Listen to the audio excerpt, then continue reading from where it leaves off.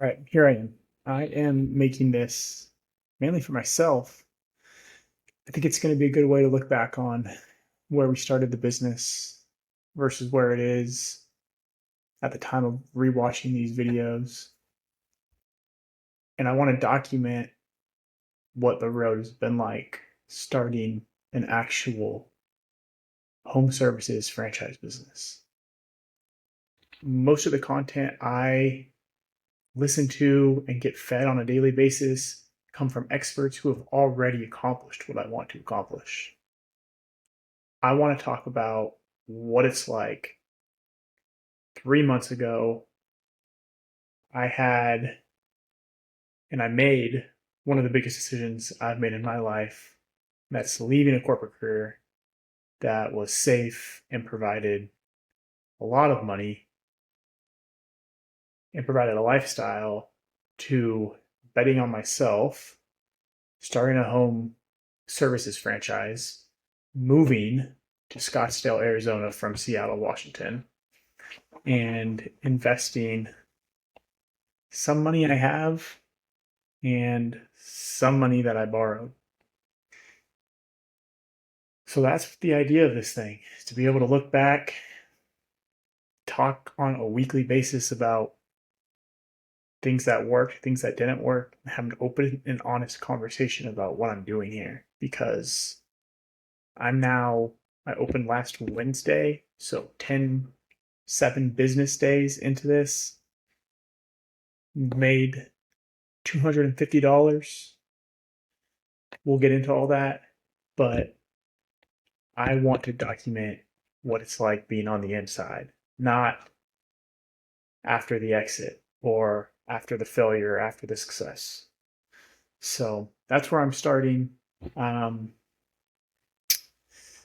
like I said, we're day 10 in, but I want to jump back even further. Let's talk about where I made this decision. I had an itch to do something outside of a normal 9 to 5, which I'd had for the previous 14, 15 years of my life.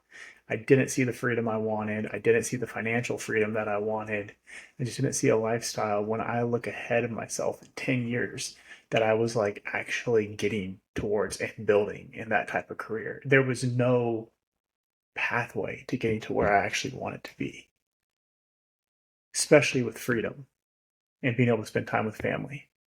And so I started going on this exploration of buying a business. I heard about the whole buy a boomer business for nothing and use seller financing.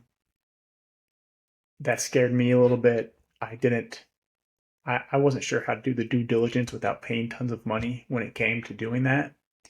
And so talking with friends, I kind of found myself more attractive to a franchise model that has a proven system, proven workflows, do this and follow these steps, and you have a very good chance at being successful.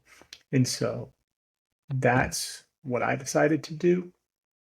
Um, and here we are. We moved to Scottsdale. When it comes to picking a franchise, I used a franchise coach. He brought opportunities my way. I vetted them, kind of connected via email with a franchise development person. So I went through that for a couple of times. And, I just didn't find the right fit.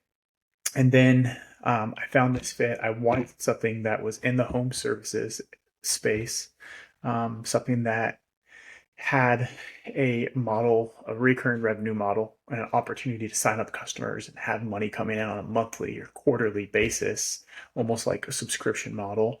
I also wanted something that I could relate to, something that I thought was kind of fun, maybe interesting, something that was fun to sell.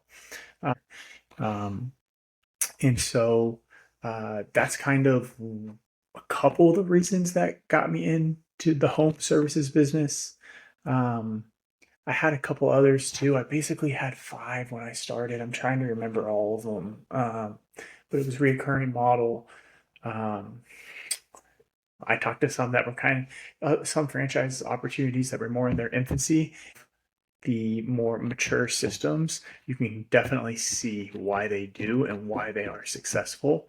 I also wanted to be in a territory where I wasn't surrounded by other franchisees. I wanted the opportunity to grow and expand. And my idea of being here in Scottsdale is I want the entire Phoenix market with our franchise and our system business.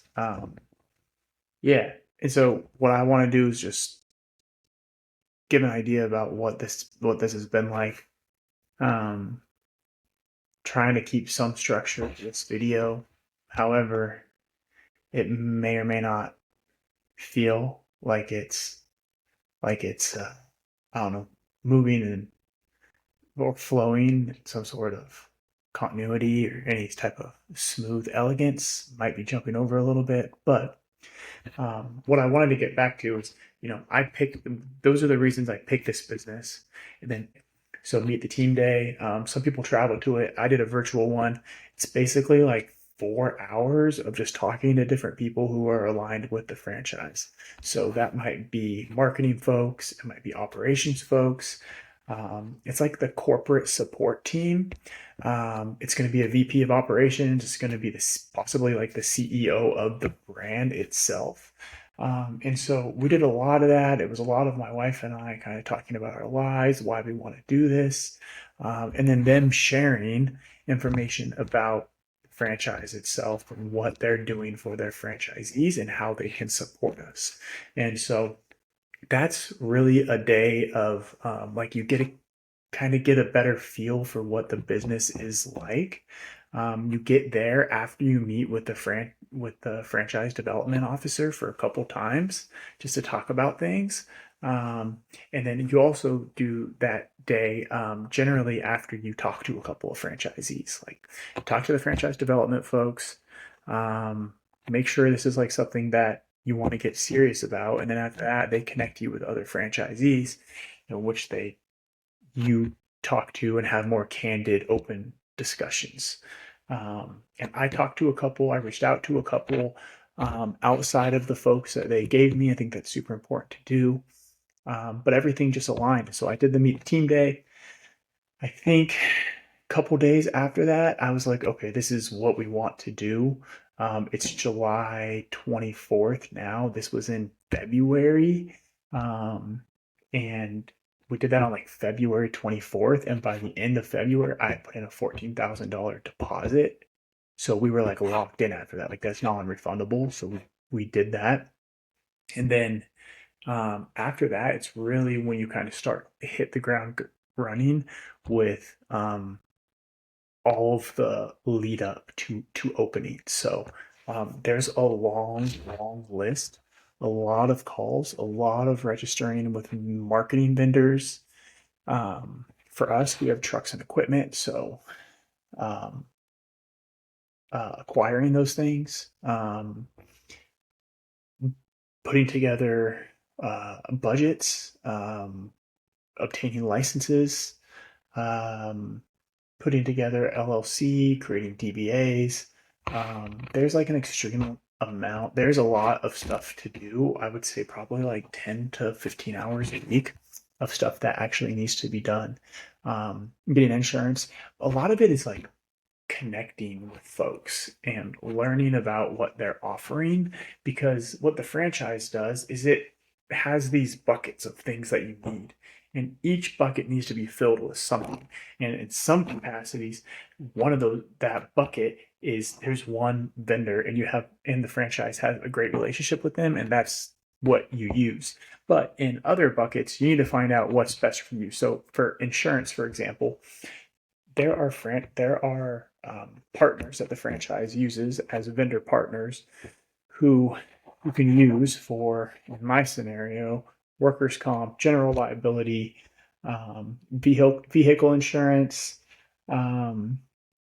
workers' comp, general liability, cyber, and auto. And so for cyber, I kind of have one option. For workers' comp, I kind of have one option.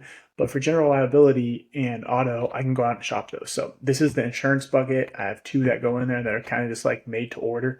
And then the other ones, I want to go out and shop my general liability and my auto because I want the best rates. And so there's some of that. There's also like a marketing bucket where for us, I have a marketing spend that I have to hit on a monthly basis. And we're a brand new business. I have to spend $6,000 a month on marketing. It's in my FDD, like this is a requirement. And I need that. I need to hit that because I have no presence at all in this market. And so just to build awareness, like we have to spend money to make money, even though it's super uncomfortable for me. But like in that marketing bucket, we have partners that are almost like, here's our go to market plan. These are the vendors, pay them, and then let's do what they do in the local market to build awareness. And so there's kind of all these different buckets. Some are pick and choose what you want. Others are like, this is the way to do it. And I think the nice thing is like as a franchisee, um, it's a great foundation for where to start. And then in our local market, over the next 3, 4, 6 months, am going to be able to look at what's working in each one of those buckets and what's not, and rearrange what is going into each one. So if something's working on a marketing side, for example, for example, if I see Valpak, like those little envelopes that have a bunch of like 10% off coupons, we send them out to 10,000 households in this area. Like if I see in 6 months that that's not working and I've gotten basically no ROI or return on ad spend, ROAS, um, in that bucket, then I can take that $1,500 a month that I'm spending on Valpak and put that somewhere else. Maybe it goes into Instagram Reels or Facebook Reels or into social media marketing, something more like that. But it's kind of cool. Like you start with this system, you follow it because it works. There's 105 other franchisees like me out there in our system, and like it works. So I'm following this, but it also provides some flexibility to be a business owner and entrepreneur. So I don't even know where I went with that, but that's just kind of like the nice thing about getting going with a franchise. And a lot of from when you sign the I don't know, agreement to purchase, when you actually open, like this is a lot of the decisions you are making. What goes in each bucket? The buckets are there. You just got to figure out what goes in them. And a lot of the times it's told to you. And a lot of the times it's sign up for this, do an intro call, do an onboarding call, and you're good to go. It's just about kind of staying on top of things. So I don't know. I am trying to do this every Friday, basically. This is kind of like the first one. It's super fast. I'm just trying to hit a little bit about like what I did pre-opening in this. It's not that interesting. In our system, the top 25% of the franchisees do over a million, do almost $1.1 million in revenue. That was one of the reasons I picked this one. I thought if I could acquire one and get to within 25% in that top 25%, and we have folks doing over $2 million in annual revenue in our system who are in the top, 10%, then that would be a success for me, and that would prove that I can do this over and over and over again. Like the idea is to get one and then keep going. It's one of the reasons I like the Phoenix Scottsdale market, is because I have no fences around me, no walls around me. So that's kind of why I chose what I chose and what went into it after, between when I chose the franchise, put down that initial deposit, and then to launch day. Like there's a lot in there. It's not a full-time job of like doing stuff, at least in my experience. I opened a home service business franchise that doesn't really require any specific training or licensing. It's more about getting things in order. There's no skilled trades that I need to register with the state for. We're strictly like a maintenance company. Also, one of the things I really liked about this franchise that I picked. So, kind of tying it all together, I picked something that aligned with my goals. Like, I listed kind of 5 things that I wanted, and this fit with those goals and with those things. And then once I found that, you have to like make a decision and do it. And so we did that. Just felt like it was right with the team. We did a full week of business training at the corporate headquarters, which was great. And now we're going to get going. So, what I'm kind of looking to tell folks or remind myself of when I watch these back is like where we were, where we're going, and then like where we are right now and how the last week is went. I'm trying to do this every Friday. Um, I'm going to talk about revenue. I'm going to talk about wins. I'm going to talk about mistakes, bad decisions, good decisions, lessons, what's coming next. Like this week, I just wanted to kind of talk about the beginning. So this is where we're starting. We'll go somewhere next, I guess. We'll see.